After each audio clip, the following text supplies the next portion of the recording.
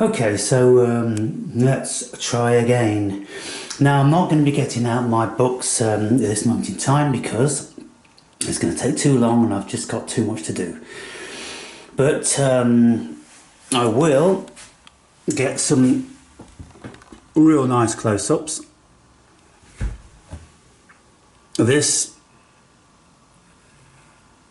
is one of the mushrooms that we are desirous to discover what it is. And so from these videos, any fungi experts or amateurs should have a good idea. Then in their mature state, they're looking like this.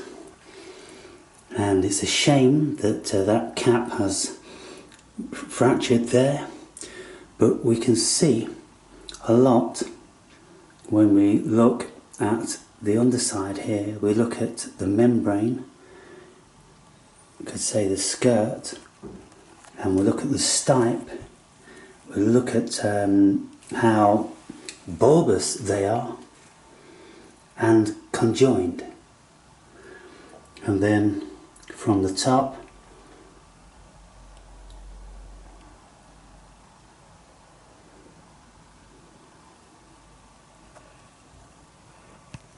see the gills, how they join.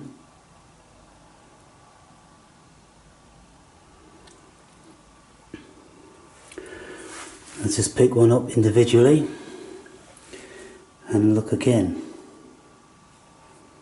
Now I'm going to pull this down so we can see the gill, how they join.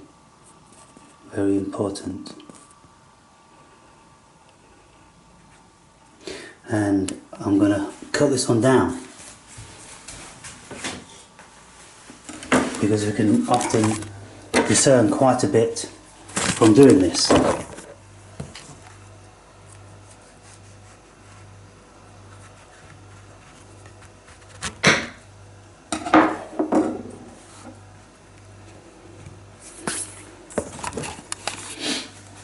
And there we have it cut down, so we can see the variety of gill and the shape, and it seems very adnate to me, that variety.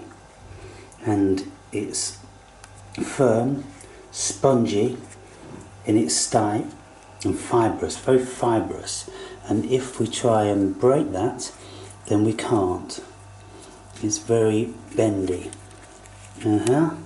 So that tells us some more about this mushroom. Now, smell wise, hardly anything. Marginally like meal, like wet flour, pleasant.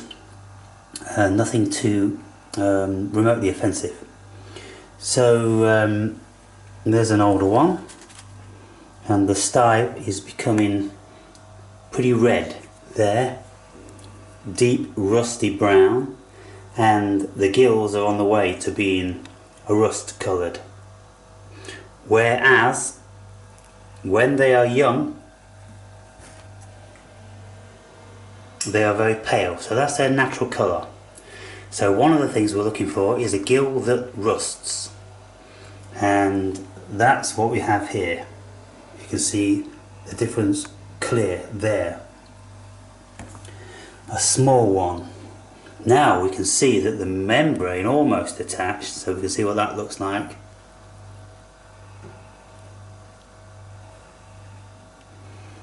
And they weren't growing on wood. They were in grass and in soil.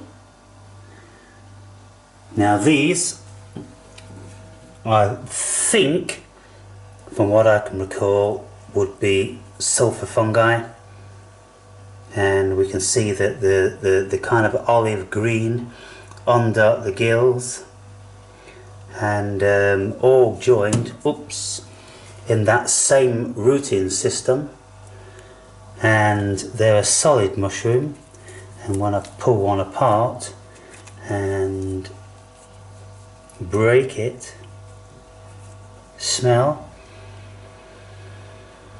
very mildly of mushroom. These, I'm going to break this one down, much more brittle. What does this smell like? A little bit stronger of mushroom, and we can see that the gills are flesh coloured, very flesh coloured in the gill, very decurrent, and we have this dentation in the top. Is that an abonate? Is it called abonate? But they all have that, and they tend to get very much like this. They don't have a round symmetrical cap. They are very much, in my estimation, like the jack-o'-lantern. And so again, here is another beautiful cap.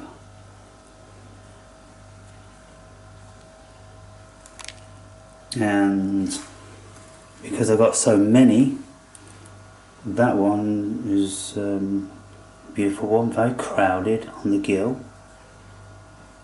and to ruffle the gill, they're not that brittle, kind of average on that, not all flaking off like a brittle gill. So we have that mushroom, and then we have this mushroom, and then we have that mushroom. So we've got 3 mushrooms here, and this one, which I thought originally was a different variety, I think that this one very possibly is the same thing, only it's just gone over even more, and the remnants what were on the cap have been washed away, like amanitas do. Someone suggested this might be an amanita. Well, it's very bulbous on the vulva. It's kind of like an onion, how they come out together in groups like this, often attached to each other. And so if we cut that, let's have a cut. Seems pretty hollow.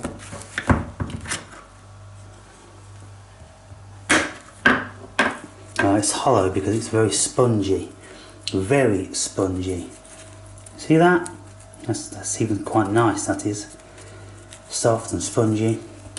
I bet Providence would like a pillow made from one of those. I'm sure that would be quite to his fancy. Ah, there you have it then.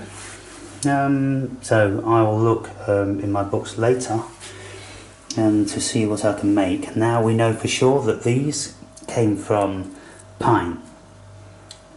Most certainly love it in pine needles. These, on the other hand, they just came from grass, and you can see here grass.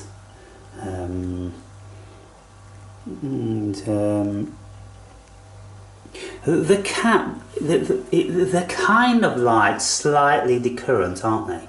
Only slightly decurrent on some occasion, but then on the young ones, they're adnate. They're not decurrent at all.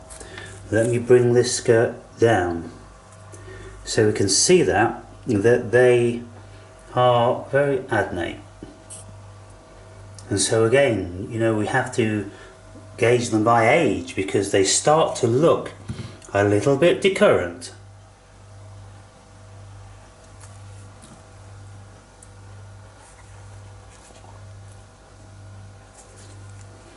Of course, that is assuming. Yeah, that is. Look, it's the same. It's the same mushroom. So there we are, we've got a pile of those. Now I've got new additions to my decoration. I've got these lovely autumn yellows and greens, so they're going to look very nice when I put these amongst what I already have. I'll put a lot of them in the kitchen because in my living room I'm struggling for space. But what I may start to do is some of them have seen better days. They haven't survived anything like as well as lots of the others, and so I will probably remove that one. And you see, this one hasn't had too much of a problem. It's a horse chestnut, and you know, no problems there. And so yeah, I think I'll just tidy up and take the odd one out that isn't faring up that well.